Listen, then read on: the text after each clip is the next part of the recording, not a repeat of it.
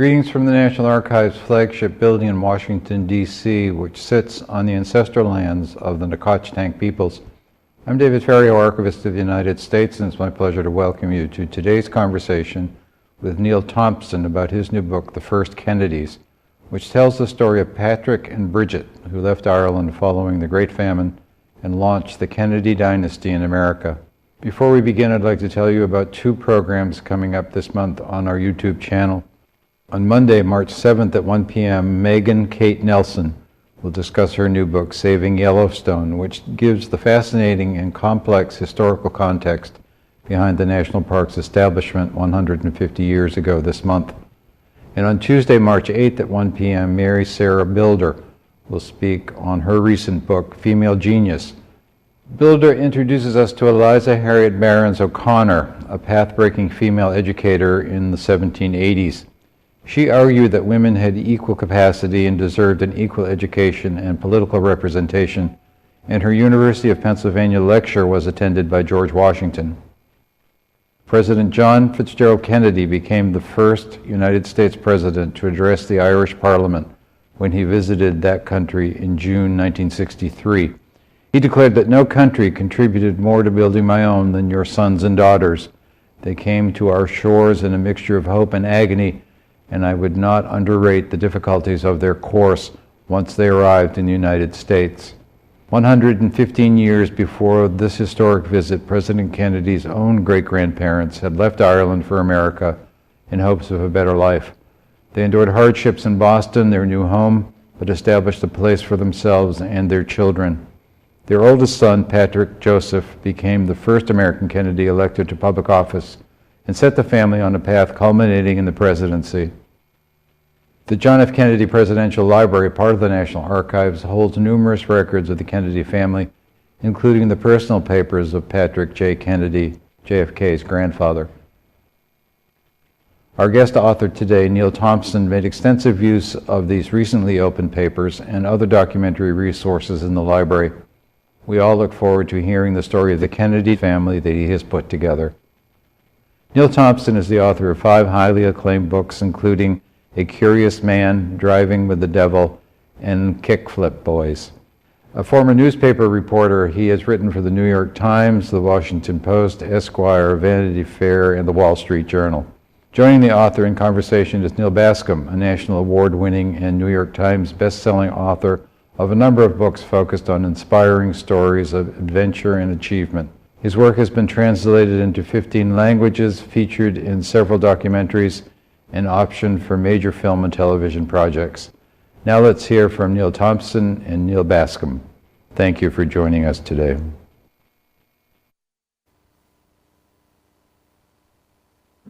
Wonderful. Well,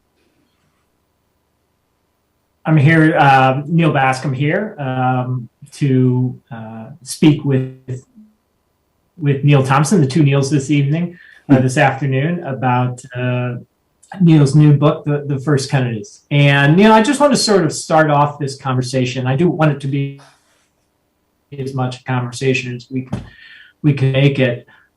Just to give viewers an overview or describe a little launching pad for this conversation. Yeah, thanks, Neil. Thanks for being here and for doing this. Thank you, David, for the generous introduction. I'm really excited to talk about this book with the National Archives and your viewers, and it's just an honor. The book just came out last week, so it's been fun to get out in the world and talk to folks like you and tell you a little bit more about the book and where it came from, and we'll get into some of the details of what's in it. But Neil, to your question, sort of how did things begin? You know, the book for me actually goes back more than 20 years. My first kind of introduction to the idea that I wanted to write about the Kennedys at all goes back to 1999, when I was a newspaper reporter working for the Baltimore Sun and was sent up to Hyannisport to cover the disappearance and then subsequent death, we learned, of JFK Jr.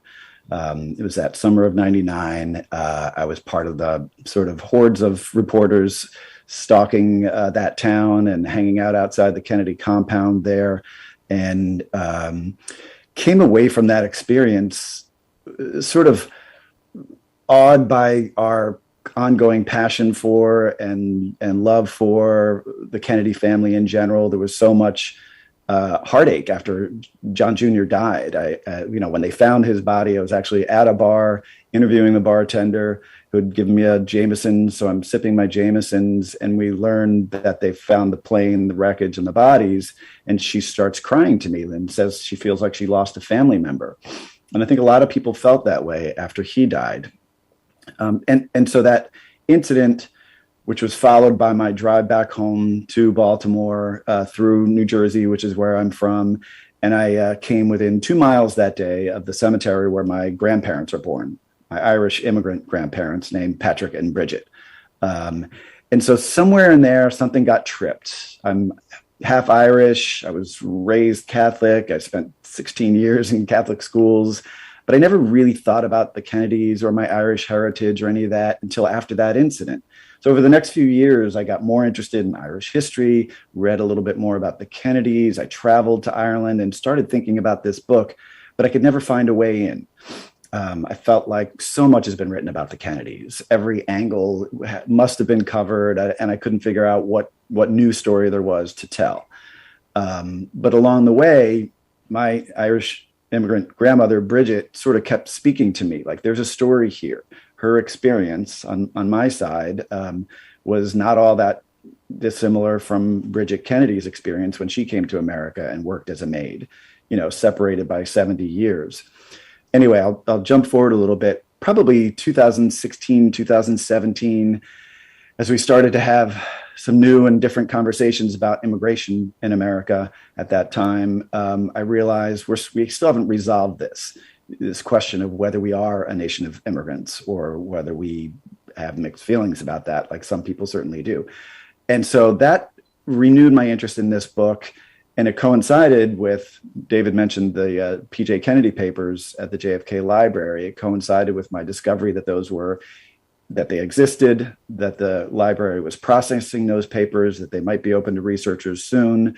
It took longer than I expected to actually get my hands on those. But I did start diving into this story 2017 into 18 and 19, and actually thought I was in a good groove, sort of late 2019, only had a few more things to fill in the book. And then COVID hits and 2020, as I finished the book, created some interesting challenges, but ones that I learned a lot from as it relates to what you and I both do, researching and finding information, a lot of which I had to do online. But, and I'll sum it up just quickly. I wanted to tell a different Kennedy story. I wanted to go back and show where this family came from, what life was like for them in America when they got here. I wanted to tell the story that begins 2 generations before Joe Kennedy, who's the person many of us think of as the starting point of the Kennedys. And really, this is the alternate version of that. This is like the prelude to the Camelot version of the Kennedy saga.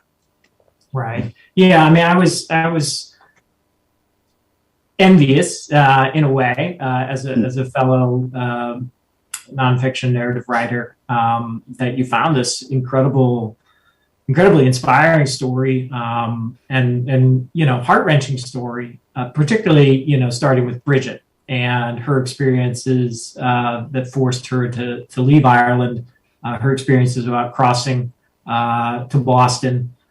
Did your family, did your grandmother and extended family relate to you other stories similar to hers? The connection to, sort of emotional researching and writing? Yeah. I think there were some family connections that kind of provided some underlying emotional inspiration and context for my research into the Kennedys.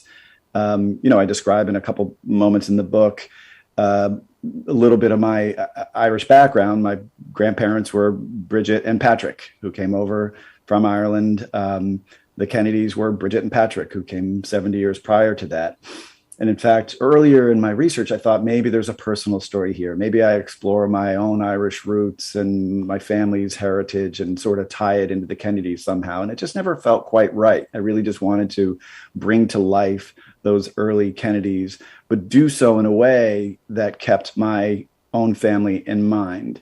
Unfortunately, my my grandfather, Patrick, died similar to Patrick Kennedy. He died when he was in his mid-30s, leaving my grandmother widowed and alone, raising 3 kids, including my mother. And it was interesting to learn that similarly, the first Kennedys, Bridget and Patrick dies 9 years after getting to America, leaving Bridget widowed and alone, raising 4 kids, including her son, PJ, who we might talk about, who's JFK's grandfather. So those connections always made me feel like I was not just telling a new piece of the Kennedy story, but sort of exploring a little bit of my own story as well, and getting to understand a little bit better what it was like for my grandparents to come to a new land and start at the bottom, just like the Kennedys did. My grandmother was a maid. My grandfather was a truck driver. Their story is similar to almost, every other class of immigrant who's come to America hoping for a new life, but often having to settle for less, settle for hardship, and settle for working at the lowest rungs of the economic ladder, settle for poverty and loss and disease, all the things that affected the Kennedys as well as my family at certain times. So it became a personal project, even though it's not a personal story per se. Yeah. Yeah, I mean, I think one of the things I was struck by, particularly in the early parts of the book, was the sense that this was really an American story, right? I mean, it is the Kennedy story. It is specifically about Bridget and her coming to the United States, and then her raising a PJ and her family and her struggles there. But I was amazed at your ability to sort of, again, make it an everybody story, make it an immigrant story, so that, yes, it's important that it was the Kennedys, and yes, this is their origin story, but in many respects, it's all of our story, because we're all immigrants here. And, were you writing with that in mind? Were you cognizant of that, or were you sort of focused on, okay, I got to tell the Kennedys? Yeah. No, you're right. I really did try and keep that in mind. And I'd say there were probably 2 tracks: getting the Kennedy story right, and ideally going a little bit further than others have gone as they've tried to research that piece of the family, the 19th century Kennedys. But I really wanted to get not just their particular story right, but the story of others around them. What life was like for other Irish immigrants and other immigrant groups during the period that I write about, which is mostly the second half of the 1800s, because I wanted it to be universal. And I wanted the story to ideally tell us something about who we are as a nation, who we were then and who we are now. And I was, when I got started, I thought I knew a little bit of our own history as it relates to how we handled Irish famine refugees and how we handled other immigrants, and some of the darker moments of that history of trying to keep immigrants either out or down. But I was pretty shocked to learn how aggressively there were forces aligned against newcomers to America across time, really. I mean, it hasn't changed. We are a nation of immigrants, but that's kind of despite our best ever efforts in some quarters to keep immigrants out, or to prevent them from succeeding, to prevent them from voting, to prevent them from holding office, to prevent them from becoming citizens. All these efforts were being made back then by, for example, the Know Nothing Party that was in power in the mid 1850s. So I was trying to really explore that, have it hint at what we've seen in recent years as we have different conversations about immigration in America, and have it, hopefully show us a little bit of who we are at our best and at our worst. And both of those are in this story, and they both speak to like you said, not just the Kennedy experience, but the experience of any immigrant group who's come here and started over and started often at the bottom. So I really wanted that sense of, it doesn't just have to be the Kennedys, fill in anybody's name. I mean, the Kennedys drives this because this is a family that ascended to these incredible heights, our so-called royal family. But to show that they came from nothing, like many others did, I find it to be a pretty inspiring story. I find Bridget to be an inspiring character and someone who's been, largely overlooked in the history of others writing about the Kennedy family. Well, let's go into Bridget a little bit, because she is an incredible individual, and what she went through and how she overcame, and her sort of purity of spirit and focus on family and sort of constantly trying to get a leg up.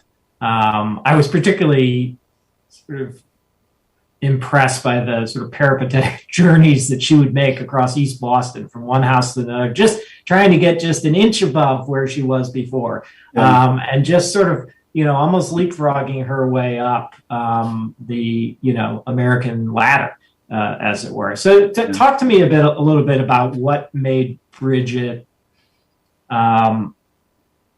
capable of taking this journey alone, and then what it was about her in particularly those early days in East Boston, where she shows up basically alone and tries to find her way in this new world, in this new city. Yeah. And, a new city in a new world that didn't want her. Exactly. Right?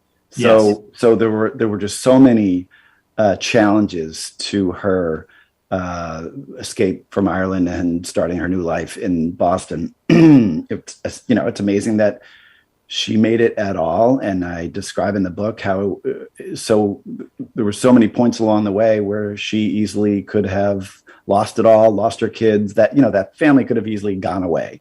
And we would never have heard of the Kennedys. But the fact that she overcame all the obstacles in her way and ascended to a place of, achievement and success, modest, but enough to, get her family to a level of where they could take it from there, essentially, is remarkable to me.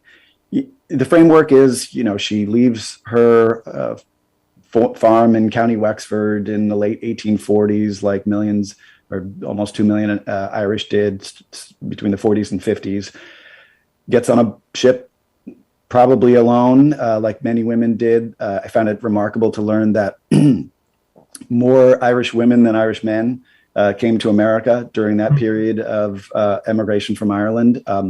They were a pretty spirited bunch. Life wasn't going to be that great for her back in Ireland anyway. She'd work on a farm, she'd become a farm wife. So I view her as someone who stepped up. She was the first in her family to leave home. She was the first one to leave Ireland and go to America. And I think it says something about her character that she sort of raised her hand, if you will, and said, all right, I'll be the one to go. I'll scope it out. I'll get, establish a hub for the family in America, and then I'll send for others to come over later, which is what happened. But she gets to America and steps off the boat, and she's surrounded by tens of thousands of other poor, unemployed, impoverished Irish just like her. I describe, one of the diaries of a famine refugee I got my hands on, described the reaction of another Irish immigrant stepping off the boat at East Boston, which is where Bridget landed, and looking around and thinking, this is America? Like, this is what I came here for. This is the new land that I dreamed of and was going to be my hope and salvation. So from the very first days in America, life was hard for Bridget. She worked as a maid, not a great job for anyone. But I also found evidence that she and many of the other Irish maids had this interesting relationship with their employers. They were pretty uppity, as they were described at the time. They were cocky. They needed the job, and they were deferential when they needed to be, but they would also kind of talk back if they found things not to their liking in their job. They would walk off the job if they didn't like it. So they were described in newspapers and in magazines and in cartoons as sort of this pluckish, take no BS women who stood up for themselves. And I think of Bridget that way. I think she's someone who constantly stood up for herself and had ambitions beyond just being stuck as a maid. And little by little, you see her, as you described it, taking these baby steps forward. A little bit better job with each job transition, a little bit better apartment each time. Later, she becomes a hairdresser at a department store in downtown Boston, which really got her out of the muck of being a discriminated against maid.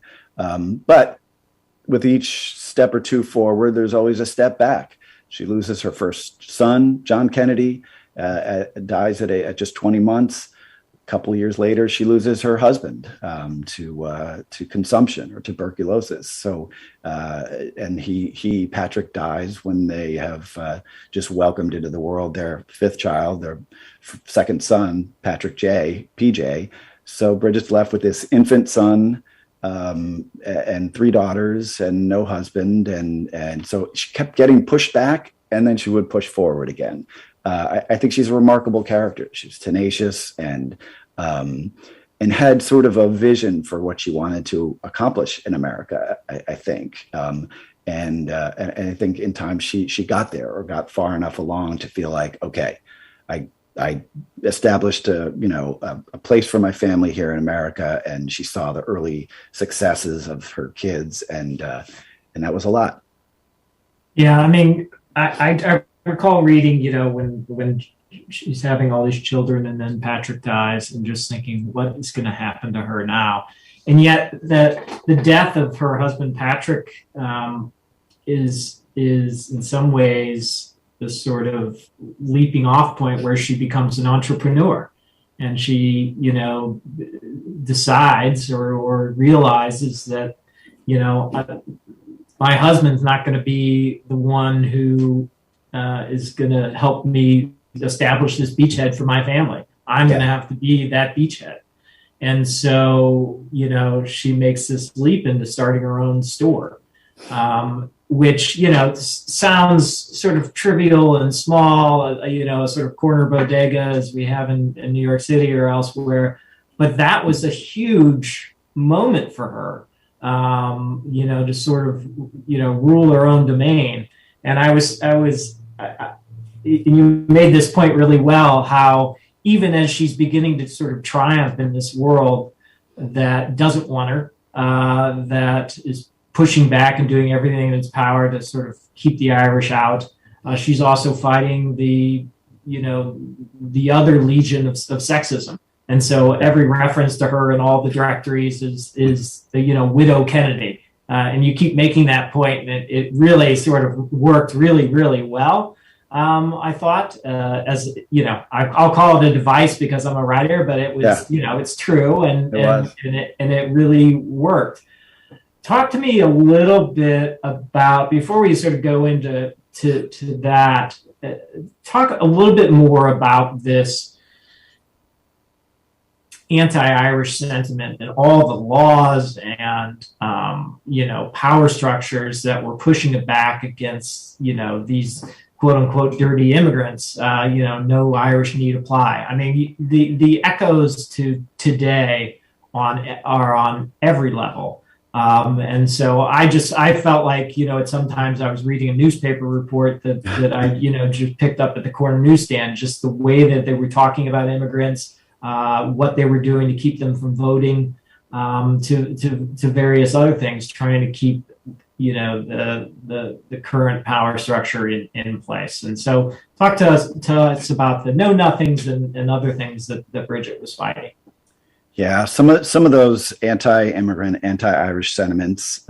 Again, I knew they were there back then, and I was shocked and at times pretty dismayed to just learn how aggressive that attitude was, how aggressive the efforts were to keep those immigrants down and out, and the specific steps that were taken to keep them down and out, and how those echoes to today. I mean, I read headlines or quotes that were word for word some of the things that we see in recent years. Send them back, build a wall, all these attitudes toward people who were just trying to find a new life and find a job and work. They weren't bringing their, crime and their drugs. I think what was unique then, but it also has echoes to today, the big fear that many Americans, or, people in America at that time had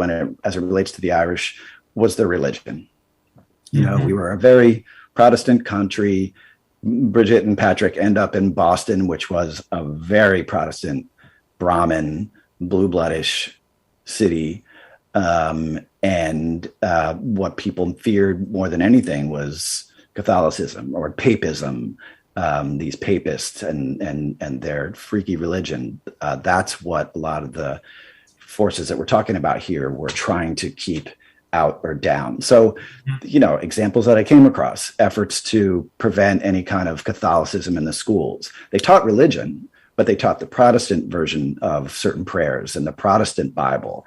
And if you were, an Irish Catholic kid and your only choice for school was to go to the public school and learn these lessons, English-centric lessons and Protestant-centric religious lessons, your only choice was to go to that. And if you opposed doing those things, like, for example, the requirement that you recite the Protestant version of the Lord's Prayer, you were whipped or expelled. They were just punished for trying to protect their religion. Just one of many examples. The know-nothings you mentioned. I'm here in Boston. The Kennedys lived, across from downtown Boston and on the island of East Boston. It was a hub of know-nothingism.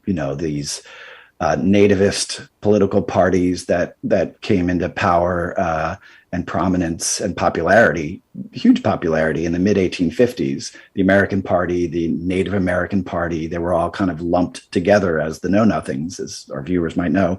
And their mission was to prevent Irish from holding elected office or being allowed to vote. They, I came across the proposed constitution of the Massachusetts State Know Nothing Party, and they proposed, and this was proposed many times over the subsequent years, that an Irish immigrant had to live here for 21 years before they could apply for citizenship, and before they could even be considered after citizenship for, the eligibility to vote or hold public office. There were proposed literacy tests, reading and writing, for people coming from other countries because they believed that the Irish didn't know how to write and therefore they shouldn't hold public office or vote. There were gangs of thugs, hanging out around polls on election day, listening for Irish brogues and demanding to see papers to prove that they were allowed to vote. And then there were riots all over the place, not just Boston, Philadelphia, Louisville, Baltimore, often aimed at Irish Catholics trying to vote. So they were up against a lot. I describe one scene where this group of know-nothings paraded down the streets of East Boston with the intent of sort of destroying the Kennedy's church in East Boston, throwing bricks through Irish businesses and windows, pummeling anyone that they believed to be Irish. I mean, it was a full-on assault. So for Bridget and her husband to have survived that, and then once her husband is dead, for Bridget to continue to confront those forces and still manage to move her way up to a level where she could open her own grocery store is just remarkable to me. She was a remarkable character.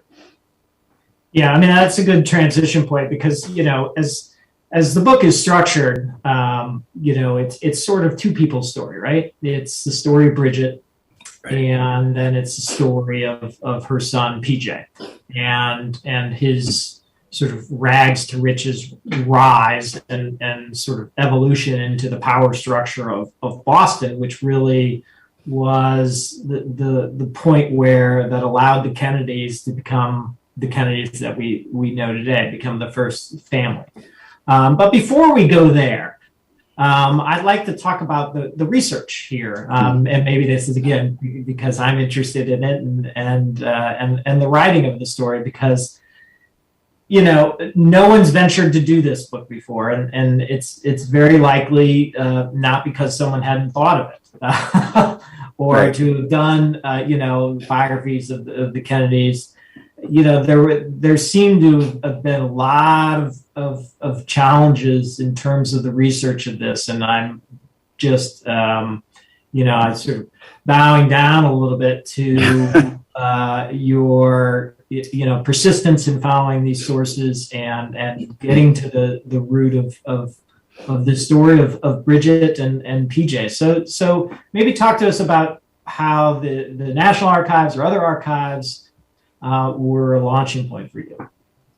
Yeah, you're right, and it's fun to talk to another researcher or historian about this kind of stuff, because there were huge challenges, and there were many points along the way where I thought, this is nuts. I'm not going to find the story I thought I was going to find. No wonder nobody's gone down this path before. It's just not there. But yeah, the research was a fascinating experience, because I think I initially assumed I can figure this out, between my connections to different archives and libraries, and with the JFK Library here in Boston being super cooperative and communicative every step of the way. I thought, surely buried in those archives is a little bit more about Bridget, a little bit more about PJ. All I need to do is dig deeper and find it and bring this whole thing to life. I should say, I really, my first stab at this was back in 2006. I went to Ireland. I went to the Kennedy homestead, as it's called, where Patrick Kennedy came from. It's still there. It's still in the family. I talked to, extended relatives. I did some archival research there. And so I thought I had a good sort of foundation to continue this once I got back up to speed on this book a decade later. And my first stop was the JFK Library, and they were incredibly generous and helpful and sent me a lot of the information that they did have on PJ, which was not insubstantial. Not a whole lot on Bridget. She was a poor immigrant maid. She didn't leave behind her collected papers or letters or, any really easily accessible information for a historian to just latch onto and tell her story. So they helped dig. The Massachusetts Historical Society helped dig for me. The archives at Boston College and other universities here in Boston helped me dig. What I had to do to bring Bridget to life was come at it from a bunch of different angles, and try to tell the story of her as I knew it, and then of others around her, because there was information I was able to find, for example, about Irish maids who were doing the same job as Bridget at the same time in the same places. Letters, for example, at Boston College from a woman named Bridget back to her family in Ireland. I was able to find grocery store account books to help understand what the accounting was like and what kind of stuff was on the shelves. We talked briefly earlier about, or David mentioned it in the beginning, about the PJ Kennedy papers at the JFK Library. And I became aware of them 2016, 2017, and was thrilled. I thought, all right, once those are open, I've got this story. Surely everything's going to be in there.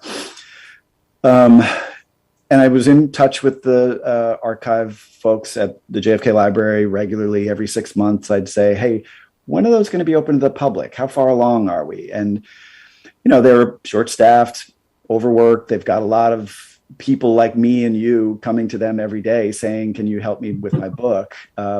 So it took a while for those papers to get processed and digitized. So I had to be patient. Maybe I wasn't patient all the time, admittedly, but they were patient with me.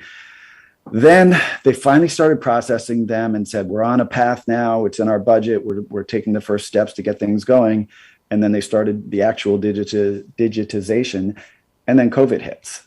And people start working remotely, and those efforts sort of ground to a halt.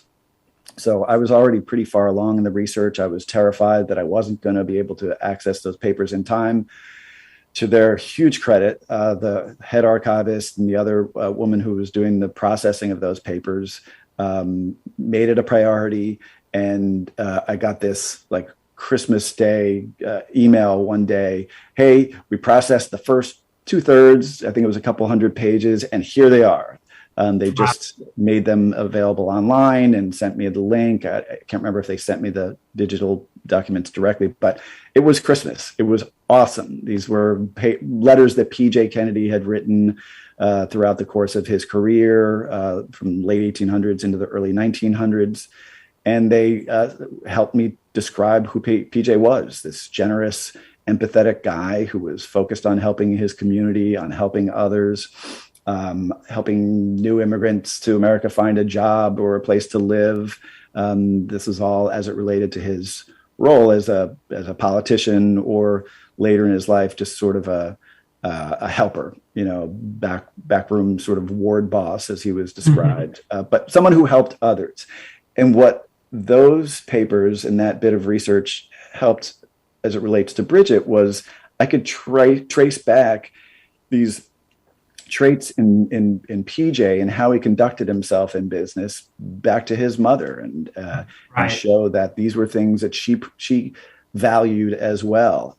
I describe her in the book as this neighborhood hub around which family members and neighbors and other maids and children all sort of circulated. And she was remarkably, at her death in 1888, described in print in the Boston Globe in an obituary as this sort of woman of noble and noble traits and community pride. I forget the exact wording, but she created something for herself and her family and the neighborhood, and then PJ in turn did the same. And the research that I was able to get at the JFK Presidential Library helped bring some of that to life, for sure. It was invaluable. Yeah, that's awesome. And not as an advertisement for archivists in the National Archives, but they've been absolutely more than generous many times for me too. And we couldn't do what we do without them. I have to say, when you were just writing about Bridget and her coming across on the ship, and what I liked about what you did there was it's so descriptive, and you really do feel like you're there and you understand what she's seeing and feeling and experiencing on every level, which is often very horrific. But you tread this nice line that some narrative nonfiction authors will tread a little too far, perhaps, and sort of almost fictionalize what is happening. But what I liked about how you did it is that you made clear in points when you didn't know exactly what she would have experienced,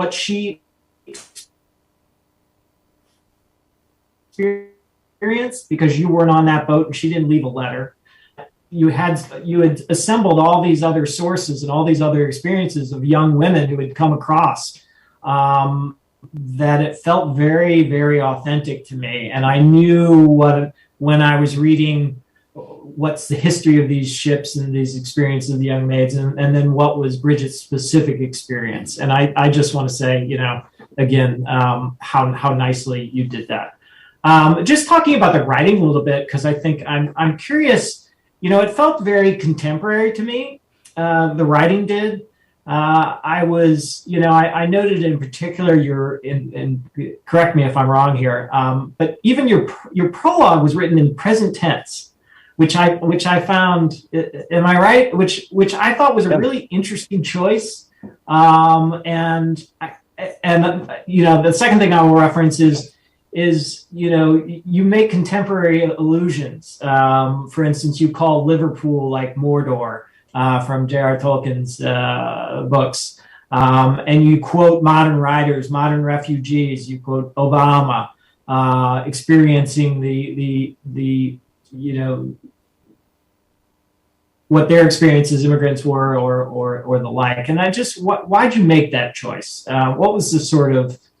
I know these choices are carefully made sometimes, and I just want to get your sort of thought process behind that. Yeah.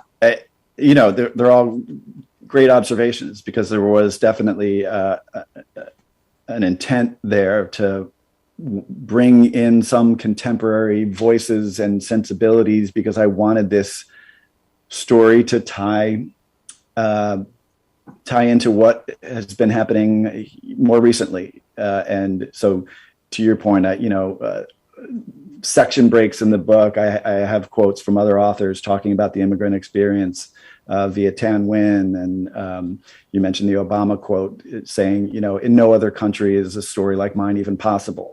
So, I wanted to have the story kind of look forward a little bit here and there without overdoing it, hopefully, and give it sort of a sense of current's, because I feel like some of the themes that I had tried to explore throughout this story are still very current. So I didn't want it to feel too dusty and historical. I wanted to show that some of the things that Bridget and her family were up against are the same things that a lot of folks are up against today. So yeah, I wanted to have that sort of freshness, just a touch. Briefly back to your comment about the ships, that the coffin ship that Bridget came across on, and that ties into some of the research we were talking about. I did try and walk this very fine line of not saying I knew Bridget's experience specifically, although at times I did. Mm-hmm. I wanted to come clean. Maybe it's Catholic guilt or something. I didn't want to fake it. I didn't want to say, she probably went like this, or she must have been thinking that. There are other devices that other writers have used, and in some cases it works. It just wasn't for me. I wanted this to be the real version of the story, and because we don't know, I wanted to say we don't know. And one reason for that is Bridget as a first name and Murphy as a last name, two of the most common names in Ireland at the time. So trying to find documentation to show that this Bridget Murphy on this ship was our Bridget Murphy, I couldn't do it. There were scores of Bridget or Biddy or Bridie Murphys that I came across in ship passenger manifest lists, for example. Same with Patrick Kennedy, super common name. We can't look at one particular ship or one specific document and say, oh yeah, that must have been our Patrick Kennedy. So I tried to find the right balance and really go deep on the experiences of others as they were coming to America or experiencing, the hardships that my characters experienced at the same time. So it was a balancing act. Well said. And I don't need to make you blush, but there's some great writing in here. And I pulled out one sentence, and I just want to get your reaction to it. Just, how do you feel after you write a line like this, which is actually, I thought, absolutely beautiful. This is page 103 here, and it's right when Patrick, Bridget's husband, is dying from consumption. And so it was, Patrick died at home, bits at a time, and then in November 1858, all at once. I just thought that was just magnificent. Do you throw yourself a little party after lines like that? You never know what's going to work. You never know what's too much or not enough. But I really did want to bring his, do the best I could with that scene. I wasn't there. We don't know exactly what his final days were like, but I do know what death by consumption was like for many others. And I describe it, the Bronte sisters dying of consumption, Henry David Thoreau later, that disease affected so many people. So I was able to, I found doctors' reports from the 1800s describing how that disease progressed in a person. But I didn't want to get too scientific with it or medical with it. I wanted to show what it was like for this one family watching their husband, their father, just sort of waste away little by little. And then all at once he was gone. And it felt like just a terrifying moment in the lives of that family that we think of as, on the one hand, being so powerful and impervious to certain hardships. On the other hand, we've seen tragedy affect that family time and time again. And this was one of the first, and it echoes throughout the rest of that family saga, early death by whatever means. So I'm glad that line stuck out. The saga element of the story, and I do want to, we have about 15 minutes left, so I do want to launch a little bit into PJ, because he certainly is the kind of rags to riches, and sets the foundation for the Kennedy clan. Tell us a little bit about PJ and his sort of his rise, because it felt like it came at the time when the Irish in Boston were on the ascent. You have Bridgette back, but as PJ begins his rise, the Irish are in some ways coming into their own, and it's a very different story to Bridgette's, and is the nice sort of coda to hers.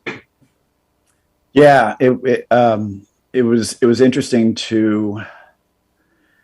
The book is sort of divided in those two parts.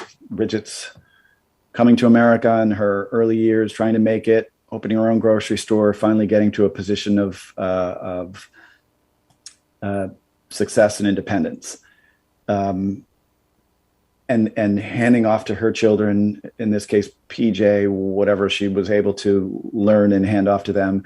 And then PJ's story, roughly halfway through the book, picks up from there. And I knew little bits and pieces about his sort of ascent to political power. I knew he was a politician. I didn't know how influential he was during his time. And as you said, it was a time when the Irish Democrats, in their case, were just starting to come to power. And PJ was at the forefront of that transition. We talked earlier about Boston being a very Protestant, very Brahmin, very old school city. It was also very Republican at that time. And so the Irish, in PJ's case, he was a saloon keeper.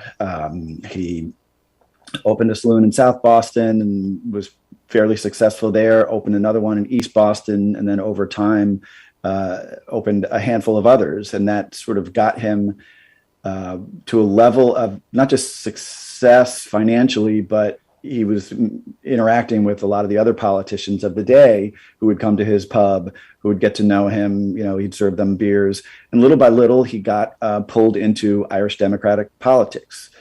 Really early on, just street level ward politics. He was, his first official role was with the Ward 2 Democratic Committee in East Boston, where he would just go around and try and solicit votes, knocking on doors. I mean, he was like a community organizer. And little by little impressed the ward elders and then the larger Democratic establishment, who were at that time really looking for people like PJ who could represent their kind. And it was interesting to learn more too about how I'm describing PJ's ascent into that sort of political realm. And then alongside him is John Fitzgerald, JFK's other grandfather, who's doing the same thing. Also an immigrant grocer's son who grew up poor, also working his way up into ward politics in Boston. And the two of them were part of this, first wave of Irish Democrats who started getting elected to the Board of Aldermen, the City Council, and then in time, state elected office, and then national office.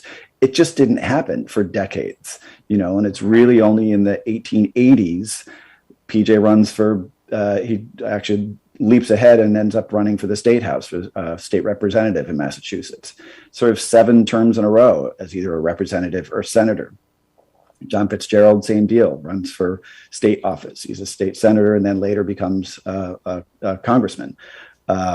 So that shift in politics in this city and then more broadly spreading out from there was a remarkable time, because these first generation Irish in many cases were finally finding their way in to the establishment and finding ways to help their people. And I just loved seeing, again, back to the PJ Kennedy papers, later after he's out of elected office and he's kind of this ward elder and someone that people come to for help and advice. He was part of this board of strategy that I write about in the book. But he continues to help his kind all the way until his death. Many of his letters are about, as I described earlier, about helping other people. So that period I found just fascinating. And PJ Kennedy was part of that core group of Irish who you think of Boston today as a pretty Irish democratic city politically. And it really all started with PJ back then.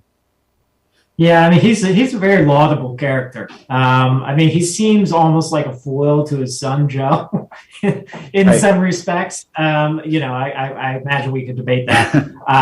But he just, not a big drinker, didn't seem like he was much of a womanizer, very devoted to family, very devoted to, like you said, to helping people in the community. Just seemed to be that individual who was always there. Yeah. If you the sort of patriarch of the Irish in Boston, and so sort of drawing it down to and bringing it to JFK and Robert and other members of his grandchildren, like, could you talk to us a little bit about the sort of characteristics that you found had been inherited, if not by Joe, by Joe and Rose's children? Yeah, I find that interesting, that sort of transition from PJ, who's all about helping his people and really working it on the ground. I describe actually Joe talking years later about his father giving away too much to people. He lost a fortune just making loans to people in his community or just giving money away to people. And he was just too generous with his time and his finances. I think Joe, interestingly, saw what his father did and said, that's not for me. I'm not going to become a politician. I'm going to get into banking and make some money, which is what he did. Interestingly, though, his first job in banking, or second job, but his most prominent one, was at his father's bank. This bank where Joe got his start was founded by and run by his father and some other Irish folks in East Boston. So, that transition from PJ being genuine and helpful and sort of straight, as he was described later in life, remarkably straight for a saloon keeper turned politician. Then you get to Joe, and he doesn't have this sense of necessarily loyalty to his community and to the Irish and to his heritage. He wanted to become American fast. And he wanted his sons and daughters to be American, and he wanted more. He wanted power and money and all of that. So he's fascinating. He's often sort of depicted as the patriarch of the family, but I'd argue, PJ was the true patriarch, or more accurately, Bridget was the matriarch of the whole clan. But to your question, I think you see the sensibilities of both Bridget and PJ, maybe skip Joe to some extent, but with help from Rose, sort of make their way into later generations of that family. Many of those children of Joe and Rose did have this sense of giving back and this sense of service and helping. Eunice Kennedy, helping start the Special Olympics. I had a sister who had Down syndrome, and we went to the Special Olympics regularly. So, thinking that family helped that effort to happen. And others like that. I think JFK and RFK did have a sense of caring about those who were less fortunate than them in ways that maybe their father didn't necessarily.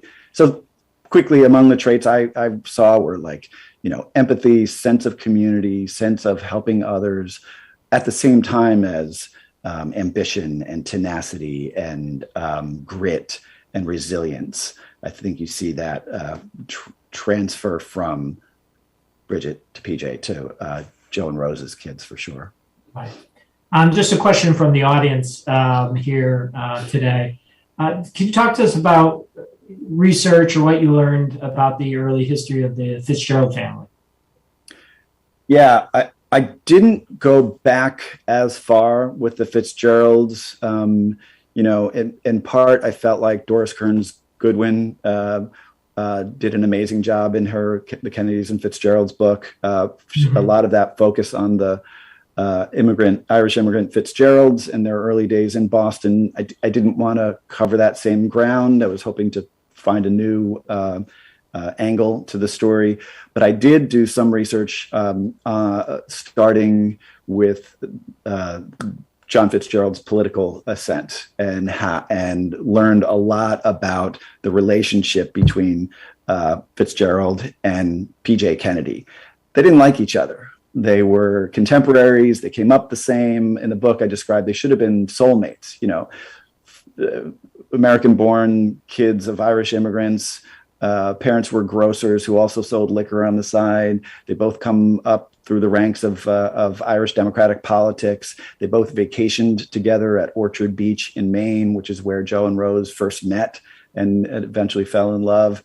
So they were part of each other's lives from an early age and for the rest of their life. At times, they didn't like each other. PJ considered Honey Fitz, as he was known, kind of a buffoon. He was way more flamboyant and out there and more of a typical politician than PJ was. PJ was quieter and behind the scenes, but they needed each other. I described this one fascinating moment that I found, and I think the photograph of this is at the JFK Library. Honey Fitz is elected to Congress, but he's been just charging so hard, campaigning and going back and forth from Boston to Washington, and he comes down with consumption, the disease that killed PJ's father. The doctors say, you need to get away and take a break. He decides to go south to Asheville, North Carolina, and he takes PJ with him. So that's his companion as they go south so that Honey Fitz can recover and relax. And his partner on that trip and back is PJ, his sometime foe, the guy whose children, the two of them wanted to keep apart and weren't able to do so. So there was a really interesting relationship between the two of those. And so I do explore some of that in the book. Right. And, yeah. Good. So, yeah, I do recall reading that section of the book and wanting to be a bit of a fly on the wall at that journey those two took. It would have been absolutely fascinating. We only have a couple of minutes left, and I just want to sort of ask a sort of umbrella question, which is, you've spent a long time on this project, and you spent a lot of time researching the Kennedys and thinking about the Kennedys. And, from that point where you started, you were in JFK Jr.'s death to the point where, you're now on tour talking about this great book of yours. How has your view of the Kennedys changed? How is it different than maybe what you perceived to be the Kennedys at the beginning of this journey of yours? Yeah, that's a good one. I always had some, but call it generic sense of appreciation for that family, the service that they've given to the country. They're less prominent, obviously, now than ever before. I think, given the loss of Joe Kennedy III, I think a few years back, we now, for the first time in decades, don't have a Kennedy in Congress. So I've seen the family, rise, hit by tragedy, rise again. I admire their resilience and their commitment to serving the country. I know there are probably many complicated feelings out there about the other members of the family and their history. And I think as a dynasty, it's not what it was, and maybe that makes sense. Dynasties just don't last. But I developed a deeper appreciation for all the things that different generations of that family confronted over time, and find it remarkable that they've had such a lasting impact on our national politics and culture and sort of sensibilities. I don't love this idea of the royal family in Camelot, Right. you know, sort of the sexier or at times seedier parts of the family history. Those kinds of episodes that, you know, you see in the tabloids are unfortunate, and they are part of the family saga. But I also think there are so many good things that came from that family that we're experiencing today, we're living with today because of their efforts. Right. And it started with Bridget and PJ. Exactly. That's right. So I'll conclude it there. I want to thank the National Archives for hosting you, Neil, and for having me moderate here. And I encourage everyone to read this, read The First Kennedys. It's a very, very illuminating book, and just an absolute pleasure to read. Thank you, Neil.